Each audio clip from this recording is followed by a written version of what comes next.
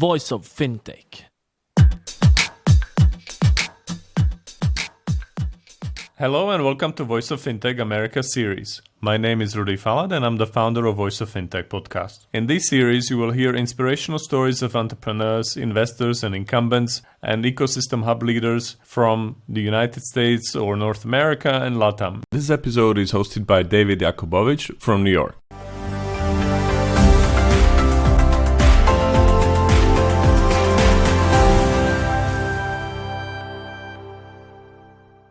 Welcome back, listeners, to Voice of FinTech, your global #1 show in all things in the FinTech industry. Today, we're honored to bring to you the CTO of Varo Bank, Deep Varma. Deep has an experience of building FinTech products and tech products across Silicon Valley throughout his career, and today he's leading the technology efforts at Varo Bank. Deep, thanks so much for joining us on the show. Hey, thanks, David. Thanks for having me. I'm excited to be part of it. Yeah, I'm super excited as well because the fintech industry has grown and accelerated throughout the pandemic, and you're leading the efforts of Varo Bank. But before we dive into Varo's product, can you tell us a little bit about yourself as a technologist and your career? Sure. Happy to. David, I've been in Silicon Valley for almost now a little over 30 years, immigrant coming here and then doing my schooling from Berkeley and then working with IBM in the early days and moving in as a chief architect to Yahoo and then getting this taste of my own startups. And this is around 2013 with the second exit of my startup. I started thinking, oh, wow, Deep, American dream is achieved. Now what's next in your career? There were three industries came to my mind: real estate, banking or finance, and the health. So then 2014, I end up going to Zillow, where definitely for 5 years, I was blessed to be changing the marketplace. And then I got the opportunity to come to Varo Bank. So I think if this is where the career-wise, Silicon Valley technologist, a business person, the DNA of a technology, but always thinking about how technology is going to enable and solve the consumer problems, because technology has definitely, especially with the phone devices what we carry. So that's the career, and I'm really excited because in last 2.5 years here at Varo, we have been amazed, like working with the teams to build this technology and launch the bank. And as Varo Bank has grown as a leading fintech company in the Valley, it's incredible to see that technology can be the leading point for financial products. So can you start by discussing with our audience about Varo's technology-centric approach? How has this allowed the bank to stay focused on its mission and purpose? Let's start with mission and purpose because, as I said, David, earlier, technology is an enabler.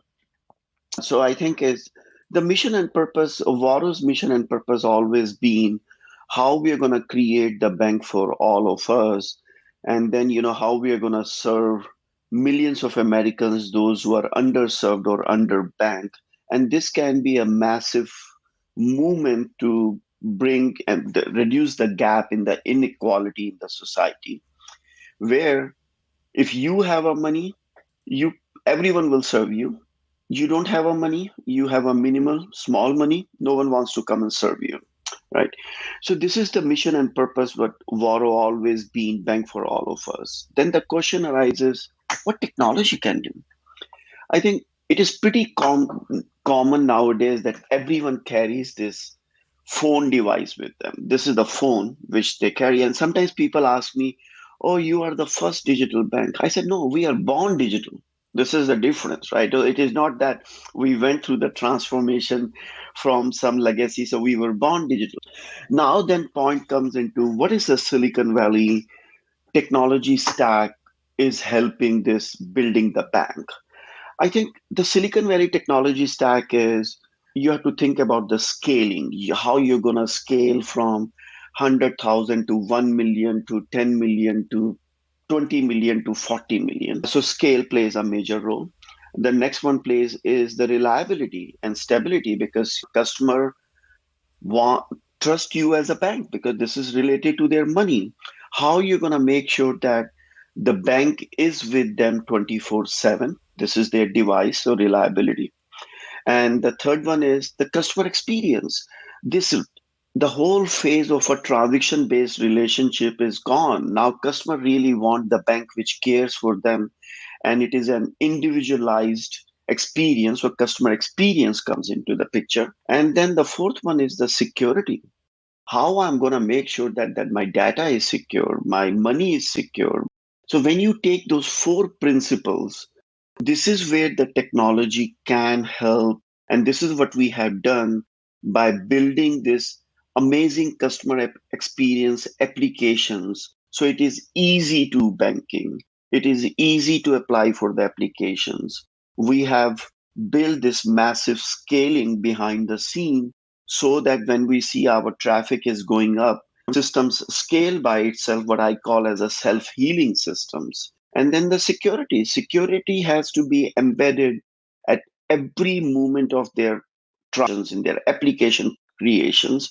And the fourth one is the availability. Is this my app working? Not 99.9%. Now consumers are demanding 100% SLA, that uptime of 100%. So this is the four major pillars of the technology, which I call as a Silicon Valley pillars to drive the tech movement in the fintech space. Yeah, when you think of all parts of the technology stack, right, thinking about the core product development, the data science, the infrastructure, the security with SREs and downtime. And as a consumer, I think it's a fair expectation to say products need to be up 100%. If the product goes down today, consumers have such a low barrier for the switching costs that they can quickly say, I don't want to use Wells Fargo. I want to use Varo Bank, right? Because of everything we're seeing in the market. Why do you think we've seen this shift and change with consumers with this need to have 100% SLA? We all know consumer drives the change. Humans are always the individuals, those who always looks for what's next, right? So it's a consumer driven society. And I think it's what changed is with the devices, the phone devices, iPhone or the smartphones coming in, which is with the data, and people carry this device every day with them. I have not seen anyone forget about leaving the home, but inside the home, everyone carries this phone all the time in their hand. And as consumers started seeing that, hey, I waste so much of time going to this place. I have to drive here. I have to do this. And I have my phone. My internet is always working. I have a data. Why can't I send this $50 to my friend who needs that money now digitally? So I think these expectations keep developing as the technology keep evolving. So it is technology keep evolving. Consumer expectations got changed. And I think our job as the businesses, as the bank, is to understand their needs and then build the systems to make sure that they get what they need. I will give a very specific example. Think about this. You are having your phone and suddenly you see you lost your data, your internet is not there, and you're not getting any signals. You're going to go into the panic mode. Oh my God, what I'm going. This is where we are. And I think we as a technologist needs to stay ahead in the game and forget about this 99.9% at this time. Start thinking about 100% and the bank which is working 24/7 for you. I love seeing about the 24/7 access because being available anytime, anywhere, any place, right? This is the new normal that we're living life, especially as we reemerge as a hybrid world that's both digital and in person. And this leads, I think, to the technology advantage of fintechs like Varo Bank over traditional banks. You've been building up this phenomenal team handling everything from data science, security, architecture, and infrastructure. Tell us more about this technology advantage and why you're a big proponent of fintechs. Let me start why I'm a big proponent of a fintech.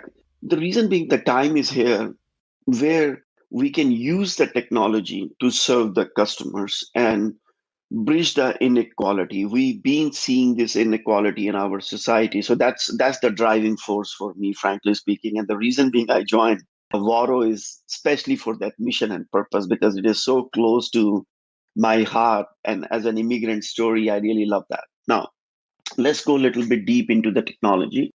So look, we are not a traditional bank. We are not doing a digital transformation. Before we opened up the Varo Bank, we started thinking who we are serving. So we always start with the customers.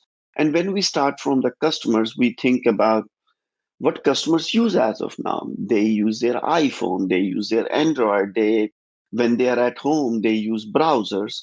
So we have to build this customer experiences in the native technologies. We are not doing the iframing. We are not doing the white label solution. We are building our own customer experience. We have designed user designs at Avaro. We have researchers, those who understand the customer experiences. So we started by building this customer experiences first in the native languages like Swift or Kotlin, Web React on the client level.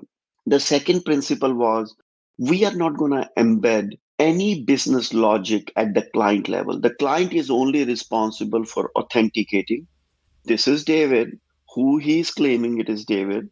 This is the device which belongs to David, and we just want to make sure that this is who you are. So those level of authentication techniques, authorization techniques, we want to make sure that security is embedded within those devices. Then we go down and then we say, look, this all this concept of how we scale and all those things, how that's going to happen. So we went down and we built this microservices architecture. So think about the microservice as an independent service, which is a very small part of application, which is just responsible for doing a one action. And then it communicates with another service to say, hey, this is my action. Now you go and do your work. So we built this microservice architecture. Think about the small Legos, but they are distributed Legos. They are connected with each other using the service mesh on the communication channel. It is like when I go around and I look into those antennas for the data transmission, how they are transmitting the amplifying the data and talking to the each other. So that's the microservices. So if these are the microservices which are standalone, where is the business logic? So we end up investing the middle layer, which is our GraphQL, and we are calling as a federated. This is where we bring all the data together, and then this federated data goes to the client level. So this is how we serve the customers and the microservices and the GraphQL. We use the cloud computing. We use Kubernetes to scale the pods. If we see the traffic, it goes up. Now, while we are serving our customers, you are continuously collecting the data. Okay. Now you collect the data, you have the choices that you can keep the data at rest, or you keep this data keep flowing into the ecosystem. So we have built what we call as a Varo Lake. So all the data in the real time, when I say real time, in the near real time, in within seconds, flows into our centralized system. And this is where we are providing the real-time product analytics. We are trying to look into what is working for customer, what is not working for customer. But then we have built a layer on top of it, which is our AI ML platform. This is where the machine learning models are embedded on top of it, which are making some decisions and trying to make sure that the things work properly. And then this data flows back into our microservices to close the loop and serve the customers back. While you do this, there has to be a full data governance. You just cannot ignore the data governance piece. And I'm going to quickly, David, talk about the data principles because it's so important for sometimes people to understand what are the data principles. Number one, it is a customer data and customers should benefit from it. Number one. Number two, we should only collect the data what we need to collect, nothing more than that. Number three is we should make it easier for our customers to understand and explain them, which I call them as an explainability, is basically what data we have collected, show it to them, and make it easier for them to opt out of that. And the fourth one is the data security. When the data is in motion or data is in at rest, you need to secure that data. So these are the data principles what we have embedded, and then building the whole security layer on top of the applications what I have just told you makes us as a nimble platform. makes us to move fast on the product development. So that's how we do the technology here at Varo. It's great to hear how cutting edge the technology is at Varo Bank. Deep, you're leading a team that's using microservices, GraphQL, and a very modernization of technology infrastructure and architecture. And one of the challenges from the traditional banks is managing a legacy architecture. I'm well aware of some banks that still use COBOL and that are using older frameworks without naming any of them. There's even a major financial data organization that is still on a monolith tech stack because the rewrite, there's so much technical debt. And so it's not necessarily good or bad, right? But there's a lot of challenges to managing a legacy architecture. Yeah, and it is. And the legacy architecture, and as I started the conversation, this legacy architecture exists in the three verticals, which I was telling you: banking, health, and real estate is getting better. But these were the three where the technology innovation came pretty late in the game. And when you think about human wants to, they want a place to live, they want to take care of their health, and then they want money to survive. And this is the three major verticals, and this legacy architecture exists, and the challenge continues to be the traditional banks continue to go deep into this. The reason being is there is a layer they keep building on top of it to stitch the things together. As you mentioned, right, if your foundation is not strong, what you do is you try to keep more and more on top of it, and then you keep adding the more banded solutions to see. But this transformation is going to be very challenging, and for the businesses, those who are still deep into mainframes still have those monolith, and it is very tough for them to come out. Now, changing our conversation from the technology stack that you've built and we've seen as a differentiator for Varo Bank, let's look at Varo Bank's approach for how technology has allowed you to put customer needs first. You've mentioned about this 24/7 SLA, having access to the product when customers need it most. Why is this so critical to putting customers centric and customers first? As you mentioned earlier in the show, Deep, about Varo's mission and purpose. David, it goes back to Vosh, who is the CEO of the company, who comes from the traditional banks, right? His career, being majority of his career was with the traditional banks, and he has seen all. And what he came to the realization, there is a big gap, and that gap is banking is not for all of us, it is for some of us. And that is where he created this mission and purpose. And then he started attracting the talent which is aligned with the mission and purpose, right? So that's important because the products are the manifestation of your mission and purpose. And then you people are the one, those who are building the products. And if those people are not aligned with the mission and purpose, the outcome is going to be different. So, mission and purpose call in attracting the right talent at the C level. An example, he hiring me as a technology officer of Varo Bank from the Silicon Valley was the main driver to use the technology to bridge the gap here. And then you need to then start thinking about and start building the organization from the customer centric. So we have built our core value, and one of the core value what we have is the customer first. And then when my engineers write that piece of a code, if they're not using that code, they don't know why they're writing it. So our engineers, they write and they use that. They use Varo Bank, and they see the challenges what we face in the Varo Bank. So you need to eat your own dog food. And the other one is when I hire engineers or my directors or the senior directors or the VPs, I always look into how much empathy they bring it for the customer. Very specific example. If I'm a customer, I'm standing in front of an ATM machine. I want to withdraw $10 and for some reason my debit card is not working. What are you going to do in that scenario? People like you and me, David, maybe we are fine at least, but people are not fine. They need their money. I have really built this technology which tells us there is a problem and this customer is facing a challenge. And sometimes we do connect with our customers to solve their problems, and problem may not be related to our technology, maybe it's related to something else. So it is using the layers of the right people, the right organizational culture, and the technology. These three things, when mixed together, delivers the mission and purpose. And that is the reason why Varo is so customer centric, because Colin really wanted that mindset to come to the table.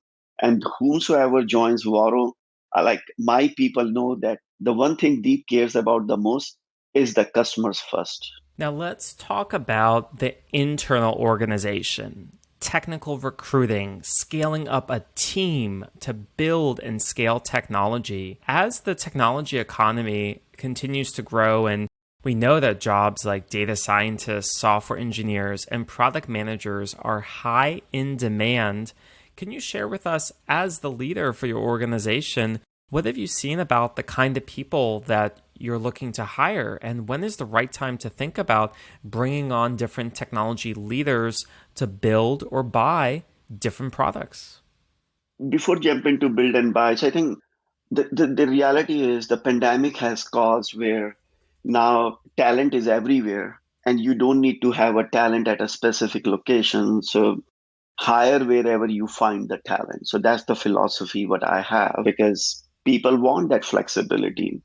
And whether it is data science, machine learning engineers, quality engineers, iOS developer, they are in demand because the digital transformation is happening across the industry now. Even if you are a grocery driven company like Safeway or someone else, technology is an integral part of your system now. So technology is everywhere now. So it is, you don't need to be a technology company to use technology.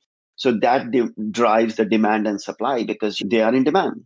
And very much a challenge to bring the new talent to the organization, but it is also how do you retain the talent, right? And then I think we try to use different ways of, we have so much of a referrals network, people bring their friends because they're so aligned with the mission and purpose, and people are so excited, engineers are very excited to scale and build this technology. So I think I focus on two areas where the culture and the people. When you bring someone to your ecosystem, how do you give them the environment where they thrive?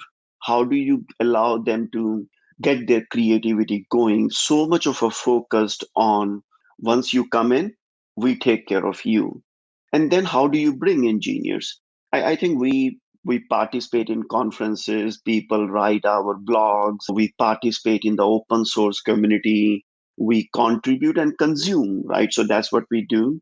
And we allow our engineers to do hack days, build the things what they want to do within the framework. So definitely culture and all those things plays a major. Now build versus buy. I think I always look into on the build versus buy. What is core to you? You always build. What is not core to you, no reason for you to go and build that, go and buy it, right? So this is how my philosophy always been, focus on your core IP, which is what you want to be good at, what you want to be remembered, and what you want to do. So I think when I bring the people into my ecosystem, don't decide the build versus buy first. We decide when the projects are coming in and we start thinking. Engineers are always thinking about how I'm going to solve the problem, and I want them to focus on the problem. And then build versus buy comes a little bit later in the game. And now, taking everything together that your team is doing at Varo Bank as you're scaling, can you tease for our audience today some of the product roadmap, perhaps some of the new features or updates we should be seeing in the next year or so? Our focus going to continue to remain on scale, giving our customers, going back to baking the bank for all of us. How do we give them the data, the insights to serve them? And people want, we offer this direct deposit 2 day, their salaries gets 2 days early. We give them save your change, save your pay. We recently launched cash back or the perks program helping our customers. We have launched Varo Advance, where if you are in need of $20, you can withdraw that $20. We don't charge you the fees. So we're going to continue to focus on this. But as we look into the future, there are many areas where consumers are going into. Wealth management is definitely an area where we are seeing consumers are very interested in. As I look into the crypto, which is entering into, and crypto has been there, how we look into the crypto under the regulation spectrum of the business. But then I want to go into start thinking about the brick and mortar side. As the brick and mortar gonna go away, and we don't have a brick and mortar, how this augmented reality or the virtual reality plays into the ecosystem. How do we bring those pieces together? And then how do we help our customers using the data what we have to benefit them? So those are the areas where I continue to see we are going to keep looking into from the product point of view. And I'm definitely, David, in coming months we are still working on some of the very cool product features which we're going to be announcing in coming months. I will share with you more then, but those are the areas which you will see more and more coming out of Varo. Excellent. And Deep, what call to action would you like to share with our listeners on Voice of FinTech today? Sure. I think I will just say, if you are a technologist, if you're a business person, and if you're in the fintech space, always go back to the basics and think about who you are serving and why you are serving. It always needs to start with who and why you are serving them, and use the technology as an enablement to deliver your value, and think from that point of view. And because if you serve your customers, and if you serve your customers at the right time, at the right moment, and make the technology accessible to them whenever they want, wherever they want, that's what customers want or consumers want. So I will just say, stay focused on that. Success is going to follow you. Excellent. Well, Deep Varma, the CTO of Varo Bank, scaling the future of banking in many regards for consumers to be accessible all across the market. It's been a delight to hear about the technology and the team that you're building at Varo Bank. Deep, thanks so much for joining us on Voice of FinTech. Thank you, David. Thanks for hosting me.